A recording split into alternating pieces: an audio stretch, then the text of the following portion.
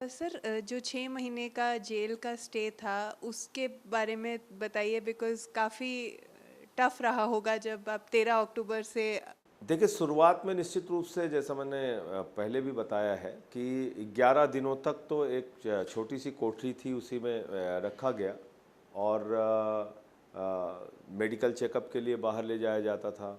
किसी से मिलने बात करने की इजाज़त थी नहीं, पुलिस वालों की सुरक्षा रहती थी। और उसके बाद फिर मैंने जेल के अधिकारियों से बात की कि भाई, जो सामान्य कैदी के अधिकार हैं वो अधिकार हमें मिलने चाहिए। जब उनकी गिनती खुलती है, जब वो बाहर निकल सकते हैं, लोगों से मिल सकते हैं, तो उतना तो हमें भी आप इजाज़त दीजिए। फिर जेल के अधिकारियों ने पुलिस की सिक्योरिटी में कुछ वक्त तय किए कि किस समय हम कहाँ पे जाएंगे, कब बैडमिंटन खेलना है, कब म्यूजिक रूम में जाना है, कब हॉस्पिटल ओपीडी जाना है। तो वो सारा कुछ उसके हिसाब से फिर चला।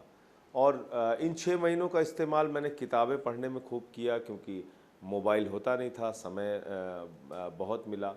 और नेल्सन मंडेला जी को पढ़ा, गांधी जी को पढ़ा, और ये पढ़ा कि गांधी जी की पहली गिरफ्तारी साउथ अफ्रीका में हुई थी। आप सोचिए कितने साहस के लोग थे हमारे ये महापुरुष।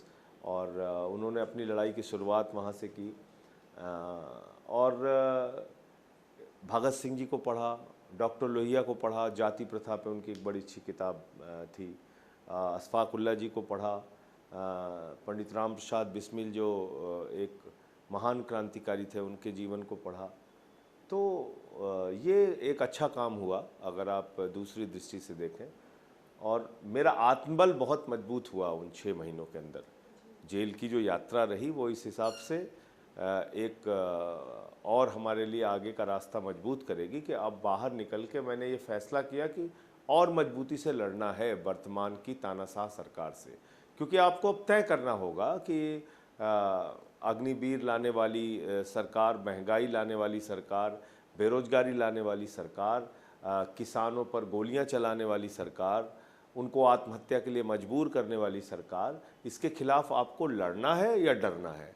तो मैंने ये फैसला किया कि नहीं, तो लड़ना है इनसे, और इनसे आवाज़ इनके खिलाफ उठानी है। और मैं समझता हूँ कि अब 6 महीने पूरे हो गए, जेल से बाहर आ गया, अपनी लड़ाई मैंने शुरू कर दी फिर से। जी। तो जो है हम लोग ने आपकी फैमिली को देखा, आपकी वाइफ काफ़ी स्ट्रांगली जो है उस दौरान रहीं, हाँ, लेकिन इंटरनली एक फैमिली का कैसे आप वो लोगों ने निश्चित कोप। रूप से मतलब मैं ऐसा कहूँगा तो शायद गलत होगा। हर परिवार को ऐसी परिस्थिति से गुजरना तो बहुत मुश्किल होता है, बच्चों के लिए, माँ बाप के लिए, पत्नी के लिए। तो वो मुश्किल वक्त तो होता है, लेकिन सवाल ये है कि क्या आप उस मुश्किल वक्त में भी मजबूती से खड़े रह सकते हैं। ये आपकी परीक्षा होती है। और मैं इतना सावधान रहता था कि जब वीडियो कॉन्फ्रेंसिंग होती थी परिवार वालों के साथ, तो वो रिकॉर्डिंग होती है 15 मिनट की जो बातचीत होती है। और मैं प्रयास करता था कि मैं वहाँ पर जेल की कहानियाँ, किस्से, घटनाएं सुनाकर उन लोगों को हंसाऊं। और मैंने पहले दिन याद है जब घर वालों ने पूछा कि कैसे हो, कैसी तबीयत है, तो मैंने उनसे कहा कि आज के बाद कभी ये मत पूछना कि तुम कैसे हो, ये पूछना कि जेल वाले कैसे हैं। तो फिर घर वाले पूछते थे कि भाई जेल वाले कैसे हैं। तो किसी को रोने की इजाज़त नहीं थी। मैंने कहा कि कोई भी एक कार्यकर्ता या कोई परिवार का सदस्य, उसकी आंख में आंसू नहीं होने चाहिए, क्योंकि इसकी रिकॉर्डिंग हो रही है। और जो ऊपर बैठे हुए लोग देखेंगे कि इनका परिवार रो रहा है या संजय सिंह मायूस हैं, तो वो बड़े खुश होंगे। तो मैंने ऐसा कभी कोई काम नहीं किया, और बहादुरी से उस समय का निर्वाह किया, उस समय का सदुपयोग किया। जी। आपका अंडर ट्रायल नंबर क्या था जो है? अब सेल नंबर हमारा 28 था वहाँ पे, जेल नंबर 2 थी। और बाद में जब केजरीवाल जी जेल नंबर 2 में आए तो फिर मुझे 5 नंबर जेल में भेज दिया गया। ये हुआ जबकि ये भी एक अजीब बात है, क्योंकि एक मामले के बाकी आरोपी जो है एक साथ रहते हैं जेल में। लेकिन हम लोगों के बारे में पता नहीं क्या धारणा है सरकार की। सिसोदिया जी अलग सेल में हैं। मैं जिस सेल में था, जिस जेल के अंदर था, वहाँ से मुझे निकाल के दूसरी जेल में कर दिया गया। फिर अरविंद केजरीवाल जी को उस जेल में लाया गया, सत्येंद्र जैन को दूसरी जेल में रखा है, विजय नायर को दूसरी जेल। तो पता नहीं कितना बड़ा अपराधी मानते हैं हम लोग। तो सर आप जैसे कह रहे हैं कि पहले 11 दिन तो आपको बाहर नहीं निकलने दिया गया, लेकिन फिर आपका तो आपने वहाँ पे कैदियों से इंटरेक्शन किया इवन कि मैंने इस बात के लिए भी लड़ाई लड़ी कि भाई आप जो जहाँ पे हम जो वॉशरूम का एरिया है उसको आप सीसीटीवी कवर कर रहे हैं, तो फिर उन्होंने 4 या 5 दिन के बाद उसका जो एंगल था कैमरे का वो चेंज किया। तो इस तरीके से 24 घंटे सीसीटीवी कैमरे की निगरानी में हम लोग होते थे, तो इस तरीके से रहे। तो सर अब आप जैसे कह रहे हैं कि आपका मोराल एकदम हाई है, स्काई हाई एक तरह से, तो अब आगे का क्या स्ट्रैटेजी रहेगा? लोकसभा इलेक्शन बस 1.5 महीने में है, तो कैसे लोकसभा देखिए, इलेक्शन? पार्टी के लिए ही काम करना है, इसमें कहीं कोई दुविधा मन में है नहीं। जहां पर आम आदमी पार्टी के कैंडिडेट हैं वहां उनके लिए प्रचार करेंगे, जहां इंडिया गठबंधन के कैंडिडेट हैं वहां उनके लिए प्रचार करेंगे। और मेरा अपना ऐसा मानना है कि अगर मोदी जी चुनाव जीत रहे होते तो ये सब जो काम वो कर रहे हैं, मुख्यमंत्रियों को गिरफ्तार करने का, ये काम नहीं करते। विपक्ष के लोगों के खाते सीज करना कांग्रेस पार्टी के, ये काम कतई नहीं करते वो। इसका मतलब कि घबराहट है कहीं ना कहीं, और भारतीय जनता पार्टी बुरी तरीके से चुनाव हार रही है और उस घबराहट में वो ऐसे काम कर रहे हैं। कोई भी राजनेता हो, कोई भी राजनेता चुनाव के समय में ऐसे काम नहीं करेगा, क्योंकि एक हताशा है, हारने का डर है, सत्ता जाने का खौफ है मन में। तो इसलिए उन्होंने एक के बाद दूसरे मुख्यमंत्रियों को गिरफ्तार करने की मुहिम चलाई है, और मैं समझता हूं कि ये उल्टा पड़ रहा है उनको। लोगों की सहानुभूति हो रही है आज अरविंद केजरीवाल जी के साथ जिस तरह से किया गया। मैं चाहूंगा कि 2 मिनट का मुझे वक्त दें तो मैं आपको समझाता हूं कि किस गहरी साजिश के तहत केजरीवाल जी को गिरफ्तार किया गया। अरविंद केजरीवाल जी पे जो आरोप है वो जान लीजिए, 162 गवाह ईडी ने उनके बयान दर्ज किए, 294 गवाह सीबीआई ने उनके बयान दर्ज किए, 456 गवाह, 456 विटनेसेस में से मात्र 4 लोगों ने अरविंद केजरीवाल जी का नाम लिया, मात्र 4 लोगों ने। और वो किन परिस्थितियों में लिया, ये आपके दर्शकों को जानना बहुत जरूरी है। एक व्यक्ति है मंगुंटा रेड्डी, और ये साहब जो हैं वो देश के प्रधानमंत्री के साथ, ये उनकी तस्वीर है। दूसरा, अभी ये चुनाव लड़ रहे हैं टीडीपी से, और ये प्रधानमंत्री की तस्वीर लगा के वोट मांग रहे हैं। 2024 के चुनाव में ये प्रधानमंत्री की तस्वीर लगा के वोट मांग रहे हैं। 16 सितंबर को ईडी ने इनके यहाँ छापा मारा था, ये कह के कि ये शराब घोटालेबाज है, और 10 फरवरी को इनके बेटे को गिरफ्तार किया था 2023 में, और 16 जुलाई तक बाप बेटे ने मिला के 10 बयान दिए। 2 बयान में केजरीवाल का नाम लिया, पहले के 6 बयान में बेटे ने नाम नहीं लिया, पहले के 2 बयान में पिता ने नाम नहीं लिया, ना मंगुंटा रेड्डी ने लिया ना राघव रेड्डी ने लिया।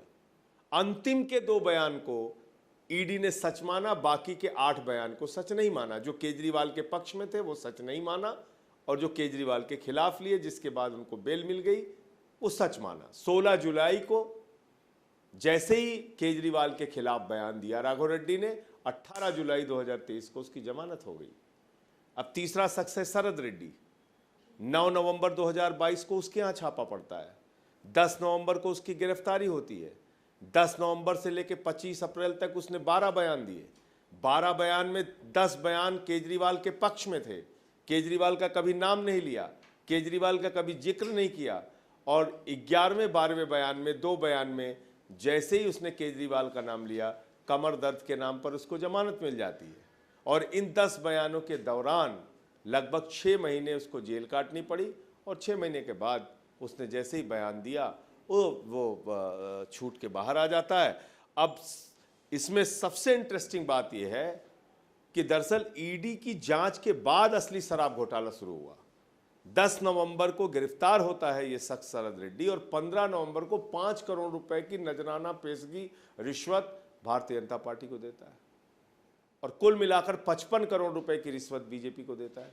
भाई जो एक व्यक्ति जिसको आप किंग पिन कह रहे हैं, मैंने नहीं, ईडी ने किंग पिन कहा शरद रेड्डी को, और उस किंग पिन से बीजेपी ने 55 करोड़ रुपए ले लिए। क्या बीजेपी के शीर्ष नेतृत्व को पता नहीं था? क्या उनके जितने भी बड़े नेता हैं उनको पता नहीं था 55 करोड़ रुपए ऐसे ही उनके खाते में आ गए? बीजेपी वो पार्टी है जिसने 3,08,000 करोड़ रुपए के ठेके दिए और उसके बदले में हजारों करोड़ का चंदा लिया। बीजेपी वो पार्टी है जिसने कि ईडी, सीबीआई या इनकम टैक्स के छापे मरवा मरवा के हजारों करोड़ रुपए अलग अलग कंपनियों से चंदा दिया। तो ये जो रिश्वतखोरी और घोटाला किया है, दरअसल शराब घोटाला जो हुआ है वो तो बीजेपी ने किया है। इन पे सीबीआई क्यों नहीं जाती, इन पे ईडी क्यों नहीं जाती, इन पे इनकम टैक्स डिपार्टमेंट क्यों नहीं जाता, इनके नेताओं को बुला के पूछताछ क्यों नहीं की जाती, इनकी गिरफ्तारी क्यों नहीं होती? है कोई जवाब? और हमारे नेता अरविंद केजरीवाल जी जो पूरी तरह से निर्दोष हैं, उनको उठा के आपने जेल में डाल दिया। क्या गुनाह है केजरीवाल जी का? सबसे बेहतरीन सरकार चला रहे हैं दिल्ली में। हमारा बजट दोगुना हुआ जब से केजरीवाल जी मुख्यमंत्री हैं।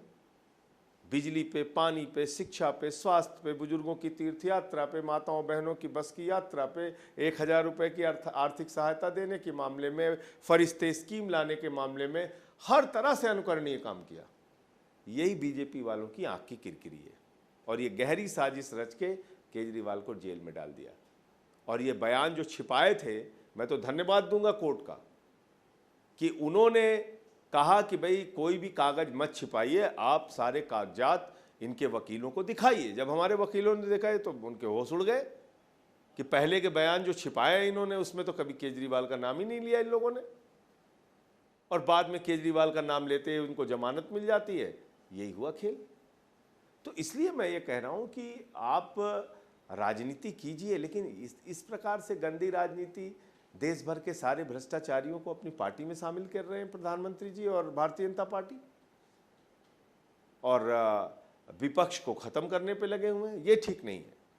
तो ऐसे में जैसे आप कह रहे हैं कि काफ़ी ऑड्स एकदम ऑपोजिशन के खिलाफ हैं, ऐसे टाइम पे सीएम साहब का ना होना कितना लोकसभा कैंपेन को इफेक्ट करेगा? बिकॉज वो आपके पार्टी के स्टार कैंपेनर हैं। बिल्कुल 100% आपने सही बात कही, लेकिन कहीं ना कहीं इसने हमारे कार्यकर्ताओं को और मजबूती दी है लड़ने के मामले में, काम करने के मामले में, लोगों तक उनका संदेश पहुंचाने के मामले में।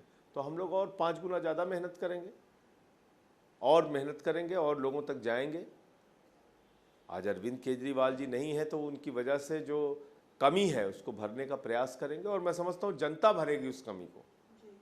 हमने तो कहा है जेल का जवाब वोट से दो। तो संजय जी, आपका कैंपेनिंग में क्या रोल रहेगा? आपका आना वो तो पार्टी के पार्टी लिए तय एक करेगी। बहुत बड़ा रिलीफ का मैटर है, बिकॉज पूरा शीर्ष तो नेतृत्व। वो पार्टी तय करेगी। मैं तो एक पार्टी का कार्यकर्ता हूँ शुरू से। जो पार्टी ने कभी भी कोई आदेश दिया तो उस पर काम किया है। सर, उस दिन जब आपका बेल ऑर्डर आया, आप आईएलबीएस में थे, तो आपका हेल्थ का? आईएलबीएस में मेरा ट्रीटमेंट पिछले 3-4 सालों से चल रहा है। और जब जेल में था तो पुलिस सिक्योरिटी में अपनी जांच के लिए जाता था और वापस आ जाता था। उस दिन आईएलबीएस जब मैं गया तो उसके पहले की एक रिपोर्ट आई जिसमें जो डॉक्टर साहब थे उन्होंने कहा कि आपकी लीवर की बायोप्सी करनी पड़ेगी। तो उसके कारण से मुझे 24 घंटे एडमिट किया गया और लीवर की बायोप्सी की गई, और उसकी रिपोर्ट अब 2-4 दिन में संभवतः आ जाएगी। तो उसलिए गया था ये। सर, आपकी हेल्थ मतलब हेल्थ को लेके भी जो है चीज़ें बोली जा रही हैं कि आपका बीपी कंट्रोल में आ गया जब आप थे, लेकिन आपका वेट गेन हुआ है, ये सब बातें भी फ्लोट की जा रही हैं। अच्छी बात है, होना चाहिए। तो इसका मतलब ये बीजेपी के लोग ये मान रहे हैं, और मैं तो समझता हूँ पूरे देश में ये संदेश जाना चाहिए कि हम लोगों को जेल में डाल के तुम सोचोगे कि हमारा मनोबल कहीं से कमज़ोर हो जाएगा, हमको कहीं से तुम नुकसान पहुंचाओगे, तो वो नहीं होगा। हम और मजबूती से काम करेंगे, कोई दिक्कत नहीं है। सर, इस टाइम पे सुनीता जी जो है काफ़ी एक उभर के आई हैं उन्होंने, तो जो है उनका अब आगे क्या रोल रहेगा पार्टी को लेके? बिकॉज अभी सौरभ जी ने हमसे एक इंटरव्यू में कहा कि वो एक बहुत की फैक्टर है पार्टी को एकजुट रखने में, कनेक्टेड रखने में। निश्चित रूप से उनकी एक महत्वपूर्ण भूमिका है, और इस समय अगर कोई संवाद और बातचीत में है अरविंद केजरीवाल जी के, तो भाभी जी हैं। उनके माध्यम से ही निर्देश पार्टी के लोगों को पहुंचता है, क्योंकि उनकी ही बातचीत हो पा रही है इस समय। और उनके लिए तो बहुत ही भावुक क्षण है। मैं तो उस दिन जब जेल से बाहर आया, मैं मिलने गया, तो मैंने पहली बार उनकी आंखों में आंसू देखा। तो ये जो हमारे परिवारों को जो कष्ट दिया जा रहा है, कार्यकर्ताओं को जो कष्ट दिया जा रहा है, लोगों के मन में जो तकलीफ़ हो रही है, उन बुज़ुर्गों के मन में जो तीर्थ यात्रा पे जाते हैं, या उन बेटियों के मन में जो फ्री बस की यात्रा पाती हैं, या वो बच्चों के मन में जो अच्छी शिक्षा पाते हैं, तो ये जो तकलीफ़ उनको हो रही है, इसका कहीं ना कहीं हिसाब तो ज़रूर लेगी जनता। मनीष सिसोदिया जी की पत्नी पिछले 20 साल से एक बीमारी से ग्रसित हैं और बार बार वो बीमार होती हैं, तकलीफ़ में हैं, बावजूद इसके आपने उनके पति को जेल में रखा है। तो ये इन परिस्थितियों को भी हम लोग झेल रहे हैं और उस पर उनमें भी काम कर रहे हैं। तो इसमें पार्टी की एनर्जी भी काफ़ी इन सब में जा रही है, कोर्ट के केसेस लड़ने में, फैमिलीज़ को ऑफ कोर्स एक मॉरल और इमोशनल सपोर्ट इस टाइम पे प्रोवाइड करना है। तो ऐसे में जो है लोकसभा इलेक्शन के चलते कैसे आप लोग इतनी चीज़ें मैनेज करेंगे? एंड ऑफ कोर्स एक आप जो कह रहे हैं कि टारगेटिंग हो ही रही है लीडर्स की। बिल्कुल हो रही है टारगेटिंग, और मैं कह रहा हूँ ये अच्छी चीज़ नहीं, ये गलत परंपरा आप शुरू कर रहे हैं। अगर आप ये तानाशाही की परंपरा शुरू कर रहे हैं तो ये गलत परंपरा शुरू कर रहे हैं, ये अच्छा नहीं रहेगा भारत के लोकतंत्र के लिए। तो लेकिन मैं आपसे फिर यही कहूँगा कि जब मुश्किल वक्त है तो और मजबूती से काम करना पड़ेगा भाई, या तो डर के घर पे बैठ जाओ या और 4 गुना मेहनत करो। बस सर एक लास्ट सवाल, इस टाइम पे अभिषेक मनु सिंघवी जो एक कांग्रेस लीडर हैं, वो आप लोग का केस रिप्रेजेंट कर रहे हैं कोर्ट में। मैं हृदय से बहुत आभारी हूँ, बहुत आभारी हूँ अभिषेक मनु सिंघवी जी का। और जिस तरह से उन्होंने इस पूरे मामले में अपनी भूमिका निभाई है, देश के एक अद्भुत अधिवक्ता हैं, इसमें कोई इनकार कर ही नहीं सकता। उनके ज्ञान के बारे में, उनके कानूनी ज्ञान के बारे में तो कोई प्रश्न उठा ही नहीं सकता। लेकिन इसके साथ साथ उन्होंने व्यक्तिगत स्तर पे इन मुकदमों को अपनी लड़ाई समझ के जिस तरह से उन्होंने लड़ा है, वो मैं उसके लिए उनको नमन करता हूँ। और मुझे भी न्याय मिला माननीय सर्वोच्च न्यायालय से, 3 जजों की बेंच से न्याय मिला। मैं आभारी हूँ माननीय सर्वोच्च न्यायालय का। सर बस सर केजरीवाल जी, सिसोदिया जी, जैन जी, तीनों जेल में जो पार्टी की टॉप लीडरशिप है, आपको अभी रिलीफ मिला सुप्रीम कोर्ट से, तो पार्टी के फ्यूचर को लेके काफ़ी सवाल उठ रहे हैं कि ऐसे में पार्टी का फ्यूचर क्या रहेगा, क्योंकि सिसोदिया जी को ऑलमोस्ट 1.5 साल हो गया जेल में। देखिए ऐसा है, मुझे लगता है अब वक्त आ रहा है कि जल्दी ही एक पीएमएलए कानून की भी जटिलता है, जिसमें कि जमानत जल्दी मिलना मुश्किल होती है, क्योंकि 2018 में ऐसे संशोधन इस कानून के अंदर किए गए। दूसरी बात यह है कि हमारे ये तीनों नेता जल्दी ही बाहर आएंगे, ऐसी उम्मीद है। चाहे अरविंद केजरीवाल जी हों, मनीष सिसोदिया जी हों या सत्येंद्र जैन जी हों, ये लोग बाहर आएंगे और मैं फिर दोहरा रहा हूँ, और मजबूती से काम करेंगे। और ये गलत किया है बीजेपी ने और मोदी जी ने, इसका एहसास उनको देर सवेर जरूर होगा। मैं तो कहता हूँ ईश्वर के घर में देर है, अंधेर नहीं है।